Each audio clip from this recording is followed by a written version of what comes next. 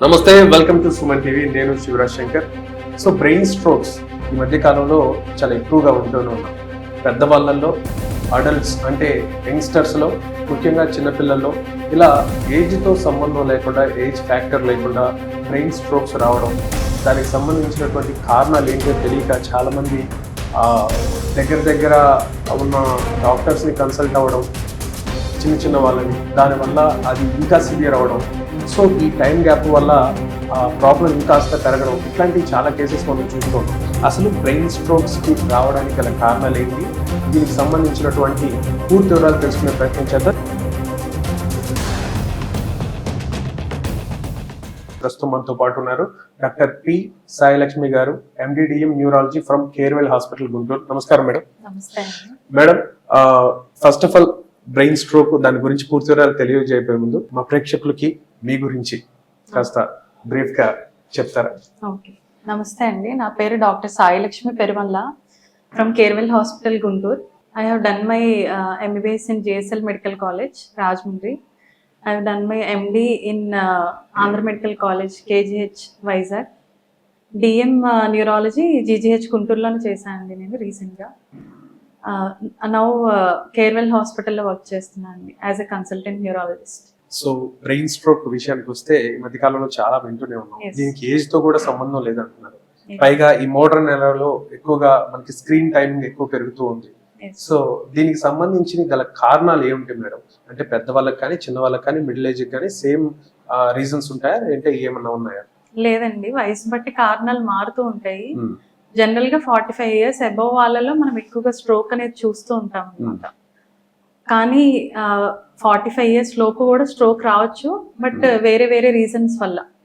ఎందుకంటే వయసుతో పాటు రక్తనాళాలు అనేవి కొంచెం చేంజ్ అవుతూ ఉంటాయి. వాటి బీపీ కానీ, షుగర్ కానీ ఇలాంటివన్నీ వయసుతో పాటు వచ్చే వ్యాధులు ఉంటాయి కాబట్టి వాటితో పాటు రక్తనాళాల్లో కూడా కొన్ని తేడాలు గమనిస్తూ ఉంటాము. వాటి వల్ల ఎక్కువ కాలం స్ట్రోక్ వచ్చే రిస్క్ పెరుగుతూ ఉంటది ఏజ్ తో పాటు. సో 45 years తర్వాత ఆ రిస్క్ ఫ్యాక్టర్స్ వల్ల స్ట్రోక్ వచ్చే కారణాలు ఎక్కువగా ఉంటాయి. అంటే వాళ్ళకున్న వేరే వ్యాధుల వల్ల, ఈ షుగర్, బీపీ లేదా వయసు పెరగడం అదే ఫస్ట్ రిస్క్ ఫ్యాక్టర్. దాంతో పాటు ఇంకా ఈ థైరాయిడ్ అని కానీ ఇంకా అలాంటి అదర్ డిసీజెస్ ఉన్న వాళ్ళకి ఎక్కువ స్ట్రోక్ వచ్చే రిస్క్ అనేది 45 years అబౌవ్ వాళ్ళకి ఎక్కువగా కారణంగా చూస్తూ ఉంటాం మనం. 45 years బిలో వాళ్ళకి వస్తే దాన్ని స్ట్రోక్ ఇన్ యంగ్ అంటాం. అంటే అప్పటి వరకు ఉన్న పేషెంట్స్ ని యంగ్ పేషెంట్స్ గా తీసుకుంటాం మనం కేటగరైజ్ చేసుకుంటే కనుక. అలాగే 18 years బిలో వాళ్ళకి స్ట్రోక్ వస్తే కనుక పీడియాట్రిక్ స్ట్రోక్ అంటాం మనం, అంటే చిన్నపిల్లల్లో వచ్చే స్ట్రోక్. వాళ్ళకి వేరే కారణాలు ఉంటాయి. ఈ 45 years బిలో స్ట్రోక్ చూసుకుంటే కనుక మనం కారణాలు కొంచెం వేరుగా ఉంటాయి. ఈ రిస్క్ ఫ్యాక్టర్స్ కూడా ఉండొచ్చు మనం ఇందాక అనుకున్నవి. అంటే ఈ కొంతమంది వాళ్ళలో బీపీ కానీ, షుగర్ కానీ చిన్న వయసులోనే రావచ్చు. అలాంటిది ఏదైనా ఉంటే కనుక వాళ్ళలోనూ అది రిస్క్ ఫ్యాక్టర్ గానే ఉంటుంది. దాంతో పాటు ఈ కరెంట్ లైఫ్ స్టైల్లో ఎక్కువ ఈ addictions like smoking plus alcohol intake, అంటే ఎడిక్షన్ అంత ఎక్కువగా ఉంటే, ప్లస్ ఇప్పుడున్న రోజుల్లో ఎయిర్ పొల్యూషన్ కూడా ఒక బిగ్ రిస్క్ ఫ్యాక్టర్ అనే చెప్పుకోవాలి. మెయిన్ గా ఎయిర్ పొల్యూషన్ ఎక్కువగా ఉండే సిటీస్ లో అక్కడ ఎక్కువ బయటగా దానికి ఎక్స్పోజ్ అయ్యే వాళ్ళకి ఇండోర్ ఎయిర్ పొల్యూషన్ కూడా ఒక రిస్క్ ఫ్యాక్టరే. అంటే చాలా మంది పల్లెటూరులో వాటిల్లో ఇంకా కట్టెల పొయ్యలు కానీ అలాంటివన్నీ వాడుతూ ఉంటారు. దానివల్ల ఏంటంటే ఇంట్లో అందరికీ కూడా స్మోక్ అనేది రిస్క్ ఫ్యాక్టర్ లానే ఉంటుంది. దాంట్లో ఎయిర్ లో మనకి కలిసే ఆ వాయువులు అవి కూడా మన రక్తనాళాల్లో వాటిల్లో అలాంటి చేంజెస్ తీసుకొస్తాయి అన్నమాట. స్ట్రోక్ కి రిస్క్ గా మారేది. మనం తీసుకున్న ఆక్సిజన్ లో దాదాపు 20-25% బ్రెయిన్ తీసుకుంటుంది కాబట్టి అది అనుకోవచ్చా?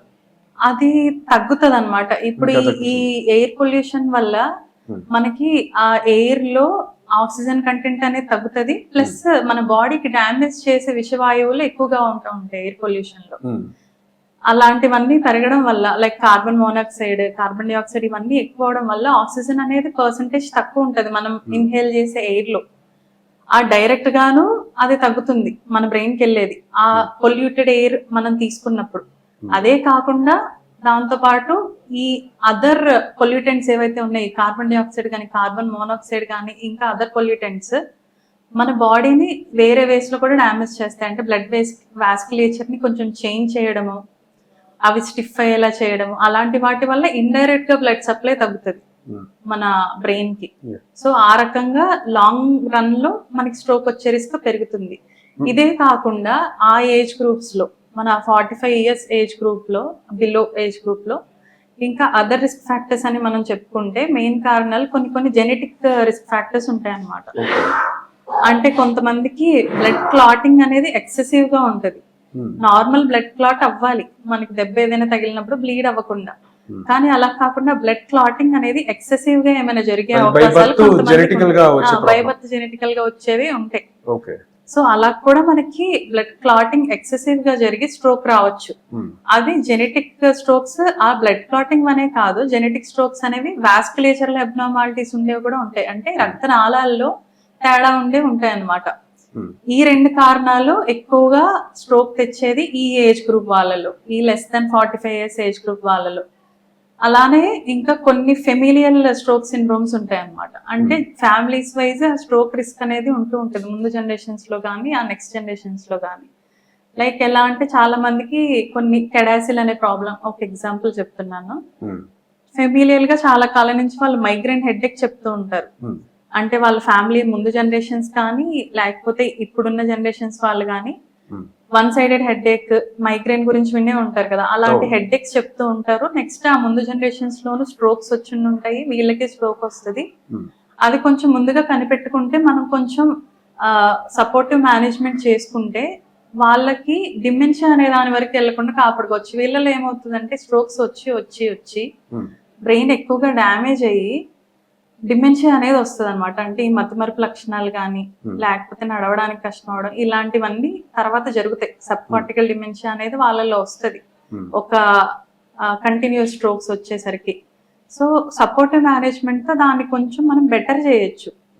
ఆ జెనెటిక్ స్ట్రోక్ సిండ్రోమ్స్ లో కూడా మన హెల్ప్ ఎంతో కొంత అవసరం అవుతుంది. మేడం ఇక్కడ పర్టికులర్ గా ఏజ్ వాళ్ళకి లేదా మిడిల్ ఏజ్ వాళ్ళకి రావడం సరే, పొల్యూషన్ అన్నారు, there are so many problems. But చిన్న పిల్లలు చాలా బాధాకరమైన విషయం, వాళ్ళు ఇంకా ఎక్కడ వెదర్ కి ఎక్స్పోజ్ అవ్వరు, వాళ్ళకి ఏ కాంప్లికేషన్స్ ఉండవు, బట్ వాళ్ళకి ఎందుకు బ్రెయిన్ స్ట్రోక్ వస్తుంది?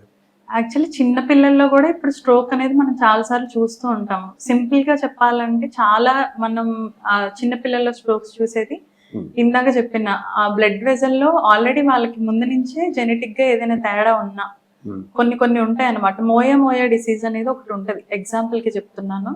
అదొక బ్లడ్ వాస్కులేచర్ లో ప్రాబ్లమ్. తలలో రక్తనాళాలు అనేవి తేడా ఉంటాయి.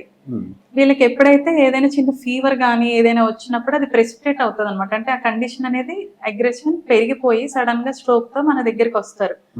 మనకి క్లియర్ గా వాళ్ళ హిస్టరీ చెప్తారనమాట. అంటే ఇప్పుడు ఏదో జరిగింది, పిల్లలకి ఏదో ఇవ్వకపోతే ఏడుస్తారు కదా ఒక్కొక్కసారి, అలాంటిది ఏదైనా అంటే దాన్ని టెంపర్ టాంట్రమ్స్ అంటారు, అవి పిల్లల్లో చూస్తాం. అలా ఎక్కువగా దేనికో ఏడ్చినప్పుడు లేకపోతే ఏదైనా జస్ట్ సింపుల్ ఫీవర్ వచ్చినప్పుడు అలా అది ప్రెసిపిటేట్ అయ్యి రావచ్చు. అలాంటివి ఆ జెనెటిక్ స్ట్రోక్స్ ఎక్కువగానే చూస్తాం. అది కాకుండా పిల్లల్లో ఎక్కువగా మనం ఇన్ఫెక్షన్స్ వల్ల కూడా స్ట్రోక్స్ చూడొచ్చు. అందుకని పిల్లల్ని హ్యాండిల్ చేసే విధానంలో మనం హ్యాండ్ హైజీన్ అనేది కానీ ఇంట్లో హైజీన్ అనేది కానీ మెయింటైన్ చేయడం చాలా ఇంపార్టెంట్. వాళ్ళకి బుగ్గల మీద ముద్దులు పెట్టడం కానీ చేతుల మీద ముద్దులు పెట్టడం కానీ ఇలాంటివి చేయకూడదు. సింపుల్ గా అలాంటి వాటి వల్ల ఏదైనా ఇన్ఫెక్షన్స్ కనుక వాళ్ళకి వస్తే, అంటే మనలో ఉన్న బ్యాక్టీరియా మన బాడీలో అడాప్ట్ అయ్యింది, మనకి ఫ్రెండ్లీగా ఉండే బ్యాక్టీరియా కూడా వాళ్ళకి హార్మ్ చేసేది అయి ఉండొచ్చు.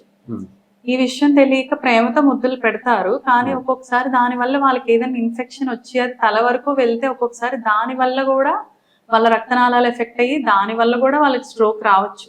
అలాంటి ఇన్ఫెక్షన్స్ వల్ల కూడా ఇంట్లో ఎవరైనా టీబీ ఉన్న వాళ్ళు కానీ అలా ఏమన్నా ఉంటే కనుక కొంచెం దూరంగా ఉండాలన్నమాట ఆ పిల్లలతో. పిల్లలు టీబీకి ఎక్స్పోజ్ అయితే వాళ్ళకి తలలో టీబీ వస్తే దాని వల్ల కూడా స్ట్రోక్ రావచ్చు. అది కూడా one of the infection TB అనేది. పెద్దవాళ్ళల్లో ఇది సిమ్టమ్స్ కానీ ఏదైనా వెంటనే గుర్తించవచ్చు, కానీ పిల్లల్లో ఆ సిమ్టమ్స్ కనిపెట్టడం చాలా కష్టం అవుతుంది కదా. పిల్లల్లో కూడా కనిపెట్టడానికి కొన్ని క్లూస్ ఉంటాయండి.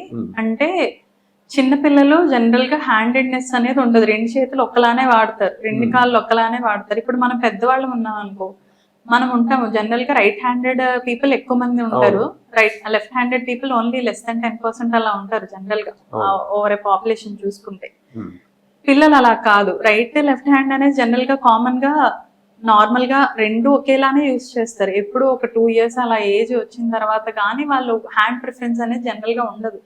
అలా కాకుండా ఎర్లీ హ్యాండ్ ప్రిఫరెన్స్ అనేది ఏదైనా వస్తే వాళ్ళల్లో, అంటే తొందరగా వాళ్ళు ఈ చేతినే ఎక్కువ వాడుతున్నారు, ఏ పనిలో అయినా ఈ కాలుని ఎక్కువ వాడుతున్నారు, ఆ కాలు ఆ చెయ్యి దీనంత యాక్టివ్ గా లేవు అనేలాగా అనిపించిన, ఫేస్ లో చూసుకోవాలనుకుంటే మనం ఫేస్ లో మూతి ఒక పక్కకి వెళ్తున్నట్టు అనిపించిన, లేకపోతే వాళ్ళలో కొత్తగా ఏమైనా ఫిట్స్ లాంటివి వచ్చినా, లేకపోతే వాళ్ళలో అప్పటి వరకు చూసిన బిహేవియర్ ఏదైనా తగ్గినా, లేదా కాన్షియస్నెస్ లెవెల్ తగ్గినా, ఇలాంటి సిమ్టమ్స్ ఏమన్నా ఉంటే మనం స్ట్రోక్ సస్పెక్ట్ చేయొచ్చు. వాళ్ళలో వెంటనే దగ్గరున్న న్యూరాలజిస్ట్ దగ్గరికి కనుక వెళ్తే మనం కొంచెం దాన్ని ట్రీట్ చేసుకుని ఆ పిల్లలకి బెటర్ లైఫ్ ఇవ్వగలుగుతాం.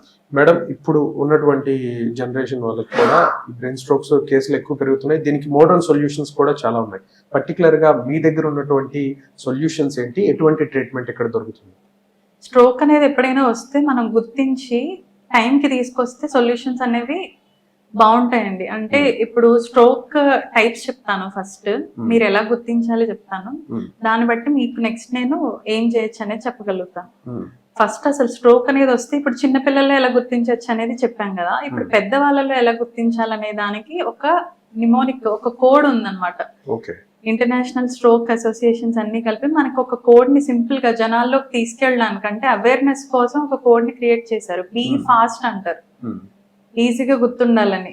దాంట్లో ఒక్కొక్క అక్షరానికి ఒక్కొక్క సిమ్టమ్ గుర్తించే అవకాశం ఉంటది అనమాట. అందులో బి అంటే బ్యాలెన్స్, అంటే మనం అప్పటి వరకు బ్యాలెన్స్డ్ గా నడిచే మనిషి సడన్ గా బ్యాలెన్స్ తప్పి అటు ఇటు ఏమైనా తూలుతూ నడుస్తున్నా, లేదంటే ఐ సైన్స్ అంటే ఏమన్నా చూపు కొంచెం మారిన, అంటే చూపు మందగించిన, మొద్దుబారిన, అంటే బ్లర్రింగ్ ఆఫ్ విజన్ ఏమన్నా ఉన్నా, లేకపోతే చూపు ఒక పక్కగా చూస్తున్నా, అప్పటి వరకు నార్మల్ గా స్ట్రైట్ గా చూసే మనిషికి కొంచెం ఏదన్నా మెలకన్ లాగా ఏమన్నా అనిపిస్తూ ఉన్నా, లేదంటే ఫేస్ లో ఏదన్నా అప్పటి వరకు నార్మల్ గా మొహం అంతా బాగున్నవాడు మూతి పక్కకి వెళ్తున్నా, కన్ను రెప్ప ఏదన్నా సరిగ్గా మూయలేకపోవడం గానీ తెరవలేకపోవడం గానీ జరుగుతున్నా, లేదంటే ఆర్మ్ లో సైన్స్ అంటే చేతికి గానీ కాలికి గానీ ఏదైనా సరే వీక్నెస్ లాంటిది వచ్చినా, లేదా సెన్సేషన్స్ అబ్నార్మల్ ఉన్నా, లేదా ఫేస్ లో ఏదైనా సెన్సేషన్స్ అబ్నార్మల్ ఉన్నా, లేదంటే స్పీచ్ అంటే అప్పటి వరకు నార్మల్ గా మాట్లాడే మనిషి కొత్తగా నంగిగా మాట్లాడుతూ ఉన్నా, మన అర్థమయ్యే భాషలో చెప్పడానికి నంగిగా అన్నాము, వాయిస్ అనేది ఎలాంటి తేడా వచ్చింది కొత్తగా సడన్ గా, ఇలాంటి సిమ్టమ్స్ ఏమన్నా ఉంటే టీ అంటే టైం, విత్ ఇన్ టైం తీసుకురావాలన్నమాట. ఆ టైం ఏంటి అనేది ఇప్పుడు చెప్తాను, ఎందుకు ఈ టైం ఇంపార్టెంట్ అనేది కూడా చెప్తాను. మన మేనేజ్మెంట్ లో ఇప్పుడు స్ట్రోక్ అనేది వచ్చినప్పుడు 2 రకాల స్ట్రోక్స్ ఉండొచ్చు అనమాట. మనం హెమరేజిక్ స్ట్రోక్ అంటాము, ఇస్కెమిక్ స్ట్రోక్ అంటాము, 2 రకాలు ఉంటాయి. మెయిన్ గా ఇస్కెమిక్ స్ట్రోక్ అనేది చాలా కామన్ గా ఉంటది.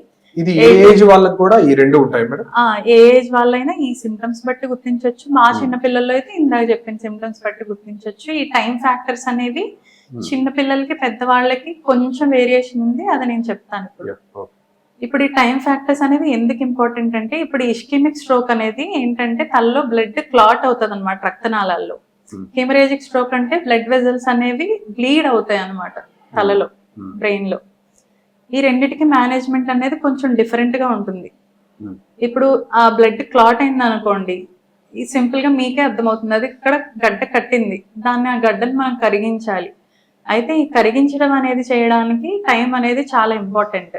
ఇప్పుడు ఈ ఇస్కెమిక్ స్ట్రోక్ వచ్చిన పేషెంట్స్ ని కనుక మనం చూస్తే అందులో మళ్ళీ 2 రకాలు ఉంటారు. థ్రాంబోటిక్ స్ట్రోక్ అంటాము, ఎంబోలిక్ స్ట్రోక్ అంటాము. అంటే హార్ట్ లోంచి కానీ వేరే చోట నుంచి కానీ ఏమైనా బ్లడ్ క్లాట్ మన బ్రెయిన్ వరకు వెళ్ళి అలా స్ట్రోక్ రావచ్చు, లేకపోతే అక్కడికక్కడ ఉన్న బ్లడ్ వెజల్స్ ఏమన్నా కొంచెం స్టీనోసిస్ అది జరిగి థ్రాంబస్ జరిగి అక్కడ బ్లడ్ క్లాట్ రావచ్చు. ఇంకొకటి హెమరేజిక్ స్ట్రోక్, బ్లీడ్ ని మేనేజ్ చేసే విధానం వేరుగా ఉంటది. ఫస్ట్ ఇస్కెమిక్ స్ట్రోక్ గురించి మనం మాట్లాడుకుందాము. ఇస్కెమిక్ స్ట్రోక్ లో బ్లడ్ క్లాట్ అవుతుంది కదా, ఆ పేషెంట్ ని కనుక మనం టైం కి తీసుకొస్తే, అంటే 4.5 hours to 6 hours లో కనుక తీసుకొస్తే వాళ్ళకి ఏంటంటే ఆ బ్లడ్ క్లాట్ ని కంప్లీట్ గా కరిగించడానికి మందులు ఇవ్వచ్చు. ఒక ఇంజెక్షన్ ఉంటుంది ఆ బ్లడ్ క్లాట్ ని కరిగించడానికి, థ్రాంబోలైసిస్ అంటాం, అది చేయొచ్చు. దానికి కూడా ఇప్పుడు గైడ్ లైన్స్ ఇంకా ఇంప్రూవ్ ఇంకా అంటే స్టడీస్ జరుగుతూ ఉంటే మనకి సేఫ్టీ లైన్ అనేది తెలుస్తుంది, ఇన్ అవర్స్ లోపు మనం ఇది చేయొచ్చని. అలా స్టడీస్ చేసి మనకి ఏం చెప్తున్నారంటే, ఇది వరకు ఆ పేషెంట్ కనుక ఇప్పుడు పడుకున్నవాడు పొద్దున్న లేచేసరికి స్ట్రోక్ గమనిస్తూ ఉంటారు, దాన్ని వేకప్ స్ట్రోక్ అంటారు. ఆ వేకప్ స్ట్రోక్ లో ఇది వరకు ఏంటంటే 6 గంటల వరకే మనకి సేఫ్ లైన్, ఇప్పుడు అలా కాదు, దాన్ని ఇంకా ఎక్స్టెండ్ చేశారు. 9 hours వరకు కూడా మనకి ఈ థ్రాంబోలైటిక్ ఇంజెక్షన్ ఇచ్చే ఛాన్స్ ఉంది. ఐవి థ్రాంబోలైసిస్ సింపుల్ గా మనకి ఒక క్యాన్లా పెట్టుకుని ఆ స్ట్రోక్ కన్ఫర్మ్ అయిన తర్వాత ఇస్కెమిక్ స్ట్రోక్ అని మనం ఒక ఇంజెక్షన్ ఇస్తే వాళ్ళకి పవర్ కంప్లీట్ గా రికవర్ అవ్వచ్చు, స్పీచ్ నార్మల్ అవ్వచ్చు, వాళ్ళ లైఫ్ చాలా బెటర్ గా ఉంటుంది కదా. స్ట్రోక్ అనేది చూస్తూ ఉంటారు కదా మీరు, పక్షవాతం వచ్చిన వాళ్ళు. సో వాళ్ళ లైఫ్ చాలా బెటర్ చేసే అవకాశం ఉంటుంది. అయితే మనం ఇది ఎలా కన్ఫర్మ్ చేస్తాము? ఇప్పుడు వచ్చారు పేషెంట్, మనకి స్ట్రోక్ సిమ్టమ్స్ మనకి కనిపించాయి, క్లినికల్ గా మేము ఫస్ట్ చూస్తాము, హిస్టరీ అడుగుతాము, ఎగ్జామిన్ చేస్తాము, కొన్ని స్కోర్స్ ఉంటాయి అవి క్యాల్కులేట్ చేసుకుంటాము, ఎన్ఐహెచ్ఎస్ అని, ఎంఆర్ఎస్ అని, వాళ్ళు ఏ రేంజ్ లో పడుతున్నారో చూసుకుంటాము. తర్వాత ఫస్ట్ ప్రిలిమినరీగా మన దగ్గర ఉన్న ఇన్వెస్టిగేషన్ సిటీ, అది యూజ్ చేసుకుని మనం అందులో అది బ్లీడ్ అయిందా గడ్డ కట్టిందా ఆ రెండిట్లో ఏంటనేది చూసుకుంటాము. అంటే మేడం ఇప్పుడు ఫెయింట్ అయిపోయిన తర్వాత పేషెంట్ మీ దగ్గరకు వస్తారు, అది బ్రెయిన్ స్ట్రోక్ అని మీరు కన్ఫర్మ్ చేయడం కోసం ఈ సిటీ ఇవన్నీ చేస్తారు. అక్కడ టైం టేకింగ్ ప్రాసెస్ ఉంటుంది కదా, అంటే ఎంత టైంలో అది మీరు కన్ఫర్మ్ చేస్తారు? విత్ ఇన్ అంటే మనకి పేషెంట్ తీసుకొచ్చిన తర్వాత మనం ఎగ్జామిన్ చేయడానికి ఫాస్ట్ గానే చేసేయచ్చండి, విత్ ఇన్ మినిట్స్ లో. మన కేర్వెల్ హాస్పిటల్లో సిటీ మెషిన్ కూడా ఇన్ హౌస్ అవైలబుల్ గా ఉంది. సో మనకి అక్కడ కూడా ఎక్కడ టైం వేస్ట్ అనేది ఉండదు.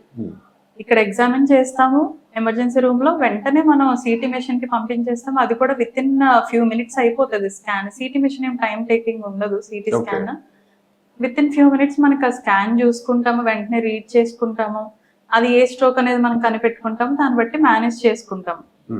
ఇప్పుడు ఈ వేకప్ స్ట్రోక్ అనే వాళ్ళు వచ్చారనుకోండి, వేకప్ స్ట్రోక్ అనే వాళ్ళ మేనేజ్మెంట్ కొంచెం డిఫరెన్స్ ఉంది. ఏంటంటే వేకప్ స్ట్రోక్ అనే వాళ్ళు అంటే పడుకున్నారు, లేచేసరికి చెయ్యో కాలో పని చేయట్లేదు, లేదా మాట రంగు వచ్చింది, బ్యాలెన్స్ తేడా వచ్చింది, ఏదో అయింది. వీళ్ళలో ఏంటంటే ఇప్పుడు ఎంఆర్ఐ చేయాలన్నమాట. ఎంఆర్ఐలో 2 DWA ఫ్లేర్ మిస్ మ్యాచ్ అనేది చూస్తాం అనమాట. అది చూసుకుని మనం ఈ ఐవి థ్రాంబోలైసిస్ అనేది చేసుకోవచ్చు. ఏదైనా కూడా ఆ పేషెంట్ ని కూడా మనం 9 గంటల వరకు కూడా మనం మేనేజ్ చేసుకునేలాగా ఇప్పుడు రూల్స్ వచ్చాయి. మనకి ఇప్పుడు గైడ్ లైన్స్ అనేది కొంచెం ఇంకా ఫ్లెక్సిబిలిటీ వచ్చింది. సో టైం ని వేస్ట్ చేయకుండా పేషెంట్ ని త్వరగా తీసుకొస్తే ఈ టైంలో బాగుంటది. ఇది దాటేసి తీసుకొచ్చారు అనుకుందాం, ఫర్ ఎగ్జాంపుల్ పేషెంట్ ని మనకి తీసుకొచ్చేటప్పటికి 6 నుంచి 24 గంటల మధ్యలో తీసుకొచ్చారు అనుకుందాం. ఇందాకలాగా 6 గంటల లోపు తీసుకురాకుండా, అప్పటికే మనకి ఇంకా బెటర్ మేనేజ్మెంటే ఉంది. ఇప్పుడు మనం సిటీ స్కాన్ చేసుకున్నాం, దాంతో పాటు లేదా ఎంఆర్ఐయో సిటీయో ఏదో ఒకటి చేసుకున్నాం. ఈ స్కాన్ తో పాటు యాంజియోగ్రామ్ అనేది కూడా చేసేసుకున్నాం అనుకుందాం. అంటే తలకు సంబంధించిన బ్లడ్ వెజల్స్ లో ఈ క్లాట్ అనేది ఎంత వరకు ఉంది, ఎలాంటి బ్లడ్ వెజల్స్ క్లాట్ అయ్యాయి, పెద్దవా చిన్నవా అనేది చూసుకుంటే, ఈ పెద్ద బ్లడ్ వెజల్స్ కనుక క్లాట్ అయితే దాని మేనేజ్మెంట్ లో ఇక్కడ ఇంకో స్టెప్ ఉంటుంది ఇలా లేట్ గా వచ్చిన వాళ్ళకి. అదేంటి అంటే ఎండోవాస్కులర్ థెరపీ అని అంటాం అనమాట. అంటే ఇప్పుడు ఐవి ఇంజెక్షన్ ఇచ్చి ట్రీట్ చేసి దాని క్లాట్ రిజాల్వ్ చేసే టైం దాటొచ్చారు, కానీ మెకానికల్ గా మనం ఆ క్లాట్ ని తీసే ప్రయత్నం చేయొచ్చు.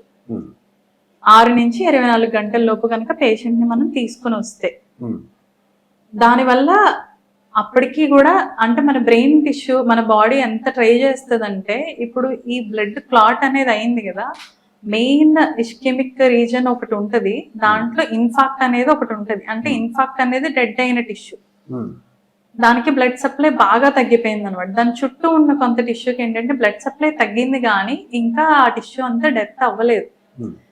సో ఆ చిన్న ఏరియాలో ఈ చుట్టూ ఉన్న దాన్ని ఇస్కెమిక్ పెనింబ్రా అంటాం. దీన్ని మనం కాపాడుకోవడమే మన మెయిన్ లక్ష్యం. ఆ ఇన్ఫాక్ట్ అయిన టిష్యూ కూడా కొంతవరకు రిజాల్వ్ అవ్వచ్చు మనం ఈ రీవాస్కులరైజ్ చేస్తే. అంటే ఈ థ్రాంబోలైసిస్ అనేది చేసినా సరే, మెకానికల్ థ్రాంబెక్టమీ అనేది చేసినా సరే, రెండిట్లో మనం చేసేది ఏంటంటే ఓవరాల్ గా ఆ బ్లడ్ క్లాట్ అనేది రిమూవ్ చేస్తున్నాం. రిమూవ్ చేసి అక్కడ సర్క్యులేషన్ అనేది, అంటే రక్త సరఫరా అనేది నార్మల్ గా జరిగేలా చూస్తున్నాం. ఆ నార్మల్ గా జరగడం వల్ల ఏదైతే టిష్యూ ఇంకా చచ్చిపోలేదు, అది రెండిటికి మధ్య ఉందో, అంటే ఎట్ రిస్క్ ఉందన్నమాట, అది ఆ రిస్క్ నుంచి మనం దాన్ని బయటపడేస్తే చక్కగా ఎప్పుడు నార్మల్ బ్రెయిన్ టిష్యూ ఎలా ఉంటది అలా అది రికవర్ అవుతుంది. అది మనకి టైంలో ఇంపార్టెన్స్. ఈ టైం కూడా దాటి తీసుకొచ్చారు అనుకుందాం, 24 hours కూడా దాటి తీసుకొచ్చారు, బట్ విత్ ఇన్ 3 days అలా తీసుకొచ్చారు అనుకుందాం.